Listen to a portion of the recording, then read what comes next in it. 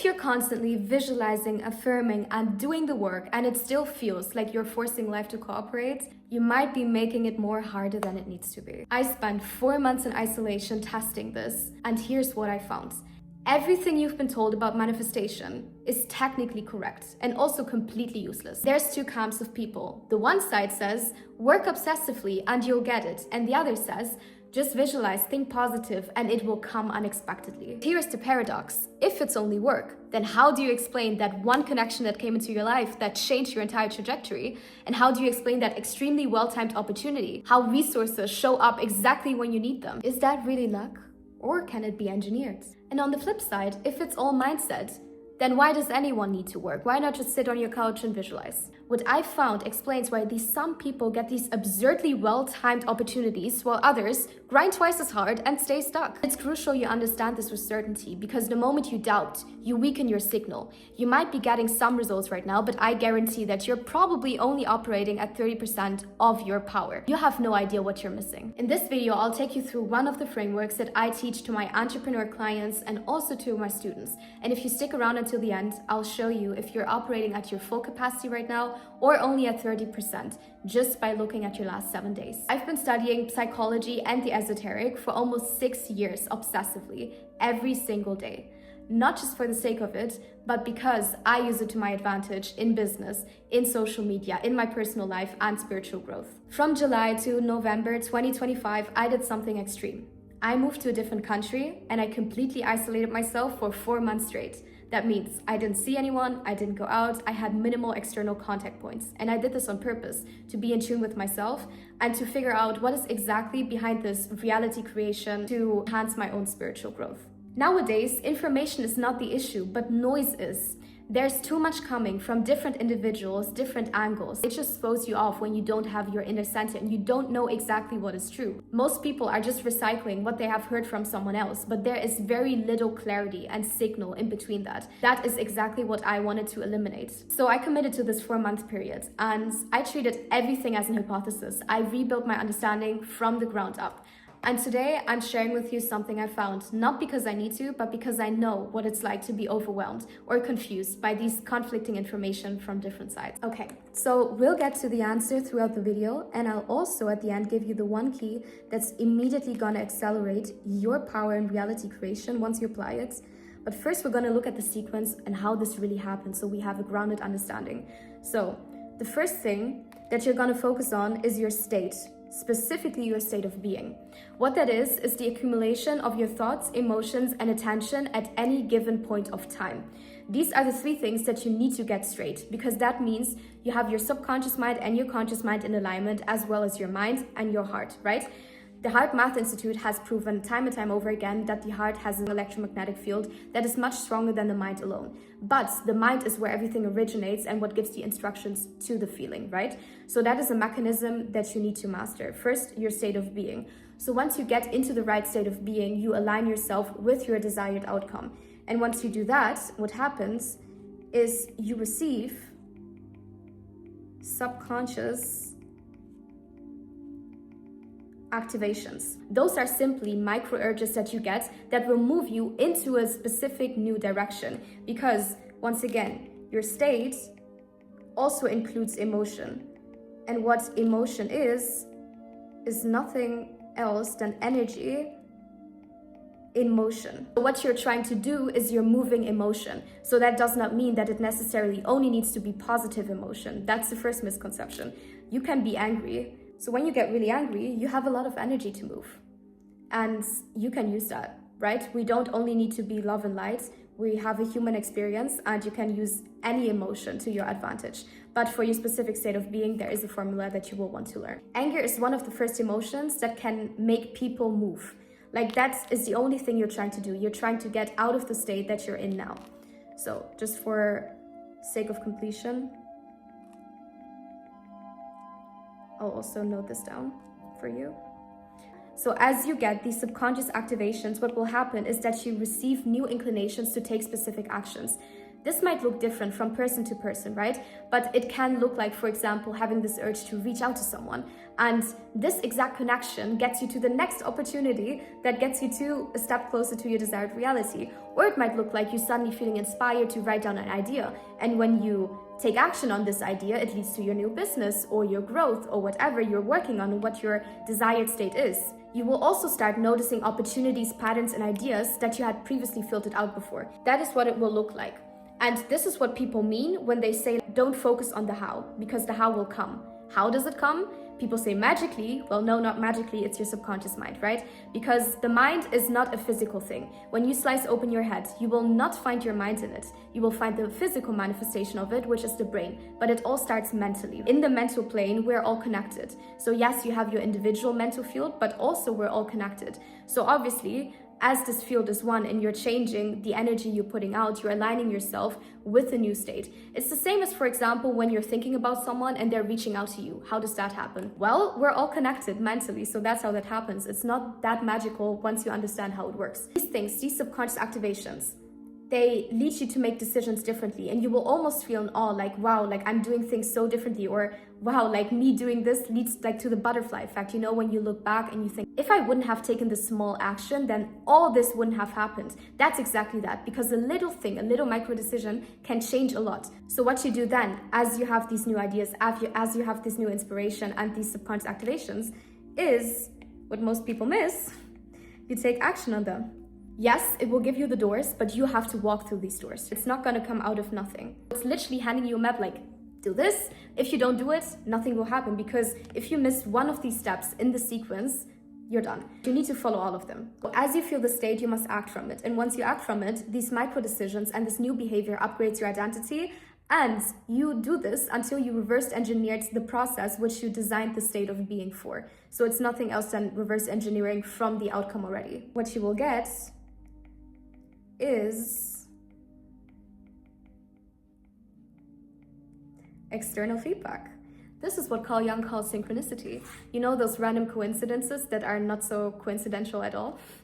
Those are the external feedback. This synchronicity is what confirms what you have changed within. Most people understand it wrong. They think like, oh, I'm getting a sign from outwards, and that is like the confirmation I'm supposed to do something. But it's only the confirmation that you've changed something within. That's the only thing it does. It mirrors you. It has no loyalty and no judgment. It just mirrors what you do within. So as you get this external feedback, it might be from like a person that they notice something about you.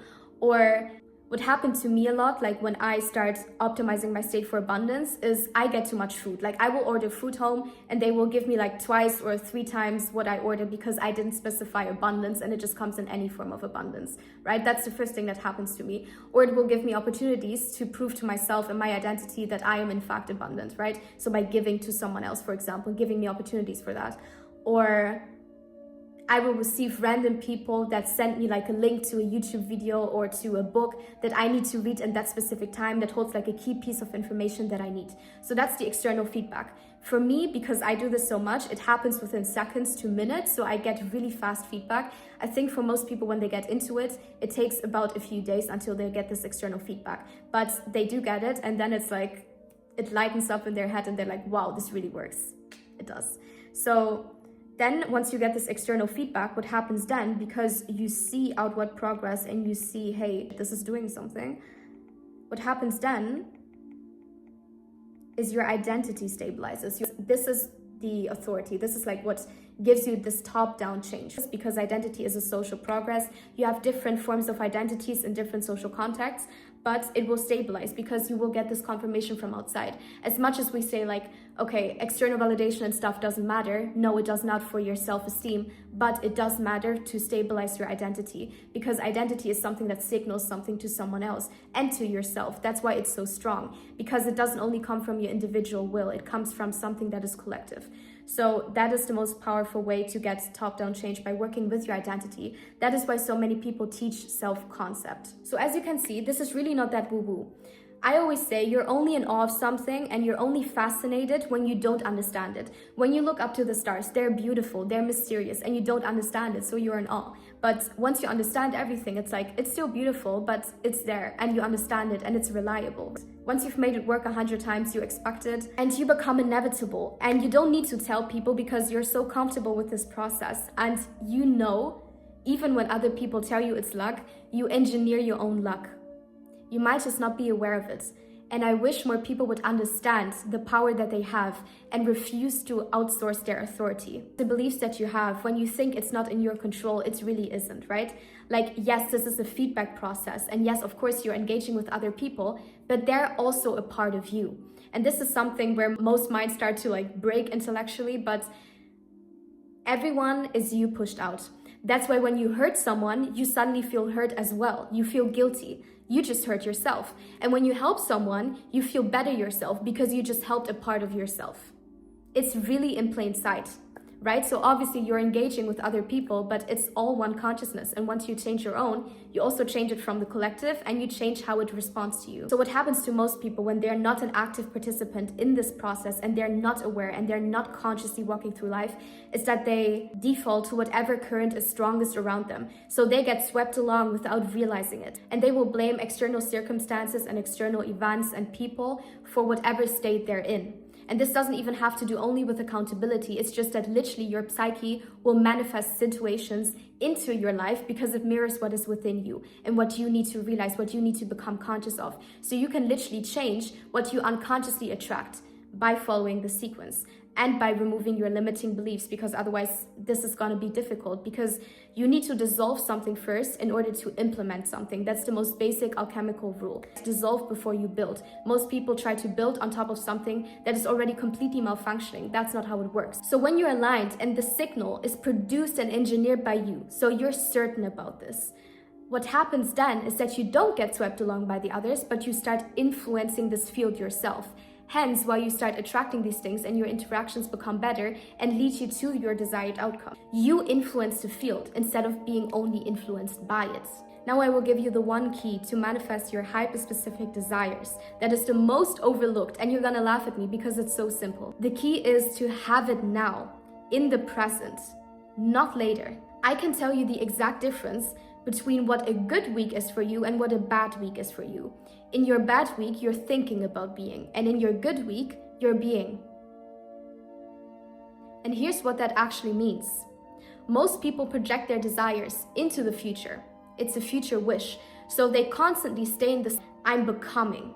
I'm almost there. They grasp, and this grasping proves that they're lacking. Once you grasp something, watch how strong it falls, how you will be pulled into random situations that distract you from what you're supposed to do. Consciousness precedes form, and state precedes outcome. And how do you have something that you don't have? You acquire it mentally and emotionally first. The objective here again is to move the energy. Once energy moves, you move. So you saturate yourself until you reach the state of this identity stabilization, also known as neutrality, until you don't need it anymore because you already are it. Then watch how easy it comes. When you're not grasping and you're fulfilled, the field responds very differently to you because you're sending out very strong, clear signals that it has no other choice than to reflect back to you in the material what you have already acquired in the mental and the spiritual. The doors will open effortlessly to you. And I'm not saying this theoretically. I'm saying this because I've done this over and over and over and over again. And I have produced these results over and over and over again for my clients in ways that are completely illogical when I tell it to people. The part where most people get confused is at the how. How do I know? I don't even know how it's gonna happen. How am I supposed to trust that? When you say that to someone who is in a rather objectively negative situation, it's almost offensive. If you say that to a single mother who's almost homeless, it's offensive to say, just trust it, it will come to you somehow, right? That's bypassing. But the thing is, from my experience, it really comes in a way that you don't expect. When I was 14 years old and I used this for the first time, right? What I did is at that point, I wanted more financial income for myself, even though I was only 14. And I had never previously thought of running a business. I had no idea where the money should come from. At 14, your options are very limited as a girl who still goes to school, obviously. So logically, there's not much to do there. So to me, when I noticed the subconscious activation, I noticed a pattern as form of I noticed a market gap. And I had this really strong marketing idea all of a sudden that really pulled me, but I had no idea because I didn't have anything yet. But a week later, I was in Spain and I was with my dad and I was walking past this crystal vendor and he suddenly turns to me, because again, we're mentally all connected. He turns to me and he says, Maria, and he's laughing, why don't you sell crystals? And I turned to him and my marketing idea was about that. And I'm like, yeah, why don't I? Like, he was joking, but in my mind, it was like, whoa, okay. So I immediately, at that same day, went to the crystal vendor, started negotiating with him, bought all the inventory. 2 weeks later, the entire business was set up and I was running it, and 2,500 orders within the first month. Bam. Like, I didn't know where it was gonna come from, but it came.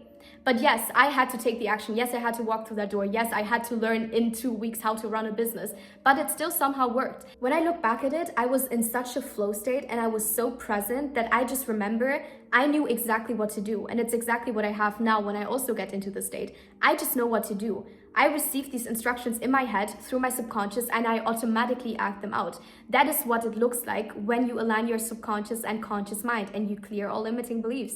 That's what it looks like. There is no hesitation. And it's really illogical because my input at that point and my output both was minimal, but it produced pretty good results. So is it work or is it just manifestation? It's both. But the key is you're working from the state and from the alignment and not towards it. Your mind and the field brings the opportunities, the connections, and the resources that you need, but you still have to walk through that door. The difference is when your signal is strong, the right door appears and you're not forcing it anymore. You're moving with the current that is already flowing. It's already moving. So if you keep searching for what works, hoping something eventually sticks, you're wasting your time and your potential. And the thing about those two is that you can't get them back. Once it's wasted for that amount of time. So if you want the full system that I built during those 4 months, you can find the link in the description. So here's where we are. You understand the mental and energetic field exists. You understand you're connected to it through mind and heart. You understand your state broadcasts through it, and you know the 5-step sequence. You know the simple key, have it now, not later. But here's what I didn't tell you yet. How exactly this field works as we are all one, and how it is used and instrumentalized in politics, in business, and in interpersonal relationships. That's what I'm breaking down in the next video. Until then, thank you so much for watching. I love you. Bye.